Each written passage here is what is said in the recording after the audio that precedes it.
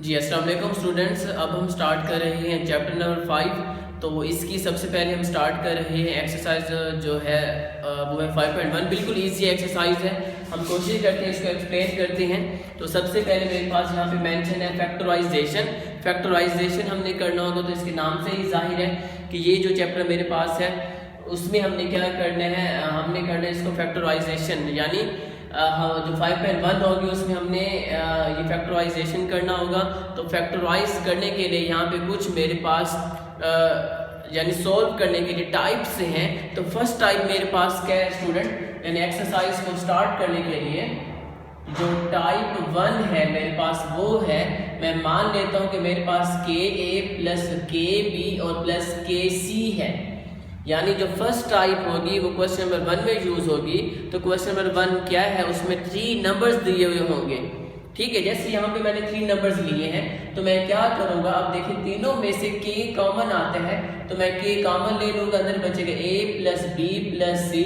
तो ये इसका क्या आ जाएगा आंसर, तो ये टाइप 1 है। तो हमने क्वेश्चन नंबर 1 में क्या करना होगा, 1 के जितने भी पार्ट्स हैं उसमें हमने ये करना होगा स्टूडेंट्स के मेरे पास यानी हमारे पास 3 नंबर्स होंगे। तो 3 नंबर्स आपस में जो प्लस हो रहे होंगे या माइनस हो रहे होंगे, हमने क्या करना है, तीनों में जो चीज़ कॉमन आ रही होगी वो कॉमन लेके उसका आंसर मेंशन कर देना है।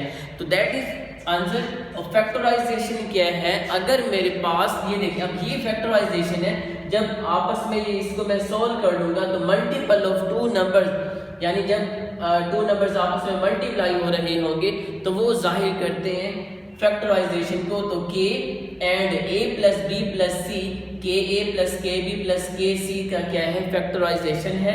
तो अब ऐसे भी कह सकते हैं, अगर मेरे पास ए बी प्लस ए सी हो तो दोनों में देखिए ए कॉमन आ रहा है तो अंदर बचेगा बी प्लस सी। तो मैं कह सकता हूँ ए और बी प्लस सी, ये ए बी और प्लस ए सी का क्या है, फैक्टर है, जिसको हम बोलते हैं फैक्टराइजेशन। अब हम स्टार्ट करते हैं 5.1 को। ये टाइप 1 मैंने यहाँ पे मेंशन की हुई है। तो क्वेश्चन नंबर 1 का जो फर्स्ट पार्ट है उसने हमें कहा कि 2abc minus 4abx minus 4abx and plus 2abd 2ab and d। जी अब देखिए टाइप 1 है ये, हमें कैसे पता चलेगा कि ये टाइप 1 है, क्योंकि मेरे पास 3 नंबर्स भी हैं और आपस में ये प्लस माइनस भी हो रही होंगी। तो अब हमने क्या करना है, जैसे टाइप 1 ने कहा कि हमने जो तीनों में कॉमन है वो हमने कॉमन लेके आंसर लाना है। तो तीनों में कॉमन क्या आ रहा है, ये देखिए 2 4 और 2। तो हम कॉमन वो नंबर्स लेते हैं जो लेस हो या जो सब में कॉमन हो। ये देखिए 2 4 2, तो 2 जो यानी जो कोफिशिएंट है ये, तो उसमें 2 कॉमन आ जाएगा बिकॉज ये 4 है, ये 2 लेस है। यानी जो अगर यहाँ पे नंबर्स आ जाते हैं तो नंबर्स अगर सारे तीनों सेम होंगे तो वही बाहर आ जाएगा। अगर नंबर्स चेंज हैं या इवन है या ऑड है वो हम बात नहीं कर रहे।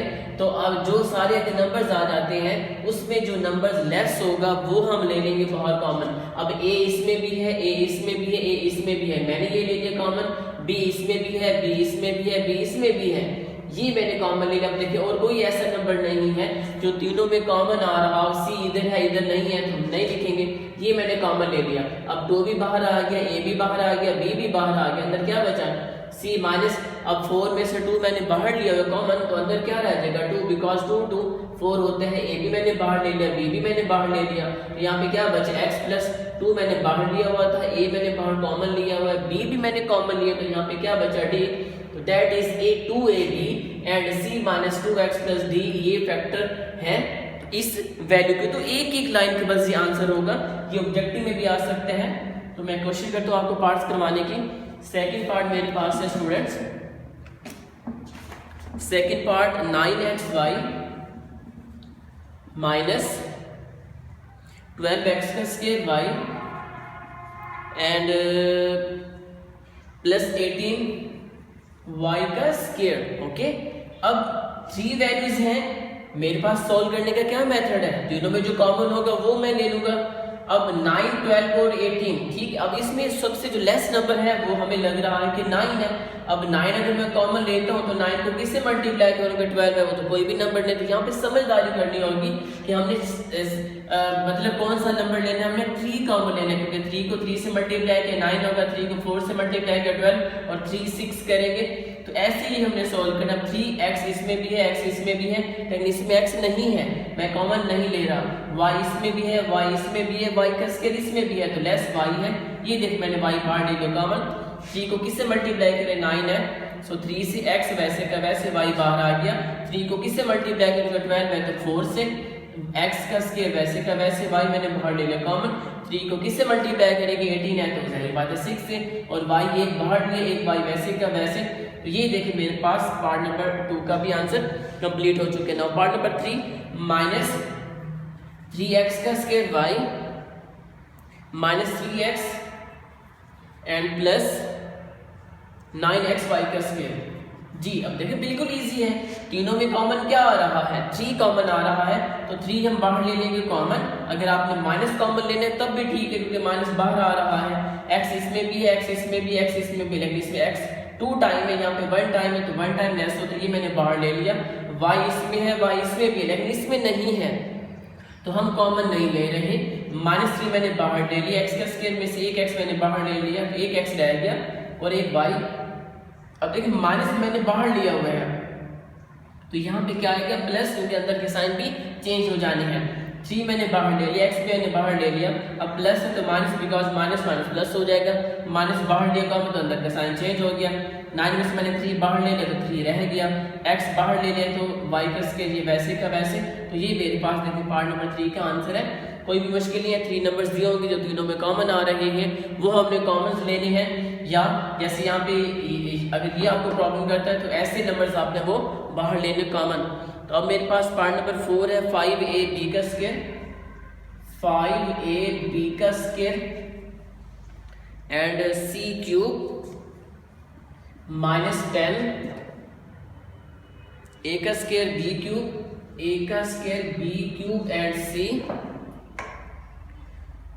-20 a cube -20 a cube b और c की पावर गलबन एक b c का स्क्वायर है। ठीक है, अब देखिए तीनों में कॉमन लेस मेरे पास 5 है, 5 ले ले, a इसमें भी है, a इसमें भी, a इसमें भी है, लेकिन जो लेस है वो मेरे पास a है, ना कि a का स्क्वायर, ना कि a का क्यूब।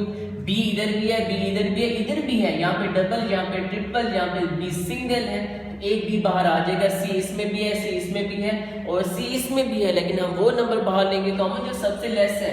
तो c मैंने ले लिया बाहर, ये देखिए 5 भी बाहर आ गया, a भी बाहर आ गया, डबल b में से एक भी बाहर आ गया तो एक रह गया। c क्यूब में से एक c बाहर आ रहा तो एक c यहाँ पे c का स्क्वायर आ जाएगा माइनस। अब 10 में से मैंने 5 बाहर लिया तो 5 को किससे मल्टीप्लाई करेंगे, 10 है तो सारी बात है 2 से।